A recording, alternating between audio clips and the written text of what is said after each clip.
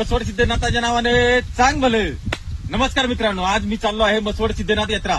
मसवड सिद्धनाथ म्हणजे जिल्हा सातारा, तालुका मान, मसवड या ठिकाणी यात्रा आहे. तर गुलाल खोबरेच्या उधळणमध्ये खूप छान यात्रा असते बघण्याजोगी. तर पूर्ण एवढा गुलाल उधळला जातो की एवढी अशी लेर तयार होती जमिनीवरती, एवढा गुलाल उधळला जातो. हा देव शंकरचा दुसरा अवतार आहे मसवड सिद्धनाथ. तर त्या यात्रेमध्ये सगळ्यात विशेष म्हणलं तर गुलाल खोबऱ्याची एवढी उधळण होते की कमीत कमी जमिनीवरती एवढी लेअर येते. आणि त्या यात्रेमध्ये जसं सातारमध्ये कंदीपेढे जसे फेमस आहेत, तसं पुशेगाव यात्रा आणि मसवड सिद्धनाथ यात्रा, जिलेबी सर्व दुनियेपेक्षा एक टेस्ट अलगच असते.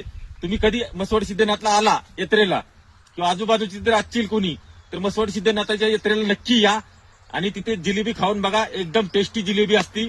मसवड सिद्धनाथ देव हा नवसाला पावतो. नवसाला पावल्यानंतर समजा एखाद्या व्यक्तीला जर बाळ वगैरे होत नसेल, तर समजा एखाद्या जोडप्याला समजा बाळ वगैरे होत नसेल तर ती लोक तिथे नवस करतात की बा आम्हाला एखादं बाळ होऊ द्या म्हणून.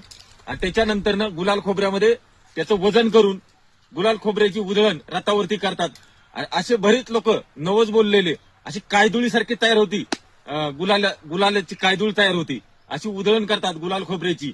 वाट्याची वाट्या टाकतात, एक एक गुणी 10-10 गुणी एवढा गुलाल बघायला भेटतो ना की तसा विशेष गुलाल मी बऱ्याच यात्रेमध्ये ऐकलाय, पण मसवड सिद्धनाथाच्या यात्रेमध्ये जवळ जाऊन बघितला, मला छान वाटला. ह्याच्यासाठी मी तुम्हाला व्हिडिओ बनवतोय.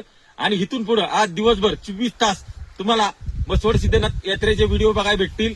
तर तुम्ही लाईक करा, कमेंट करा, शेअर करा. तर व्हिडिओ बनवायला मला जोश येईल. साथ द्या, सपोर्ट करा. तुमच्यासाठी काय पण. चला, मसवड सिद्धनाथाच्या नावाने चांग भले.